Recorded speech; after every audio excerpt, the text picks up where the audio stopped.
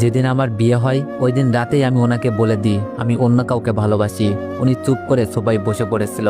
একটি বারও এসে বিছানায় আমার পাশে বসেনি, একবার জিজ্ঞাসা করেনি তবে কেন তার ঘরের বউ হয়ে আসলাম। আমি আবার বলেছিলাম ঘুমের মাঝেও আমাকে টাচ করার চেষ্টা করবেন না।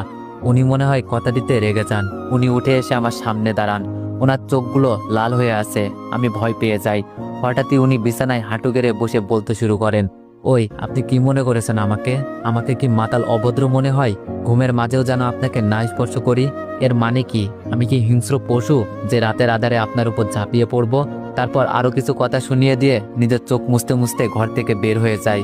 আমি বিছানা ছেড়ে উঠে গিয়ে জানালা দিয়ে বারান্দার দিকে তাকাই, দেখি উনি নীরবে বসে আছেন আর একটু পরপর চোখ মুছতে ব্যস্ত।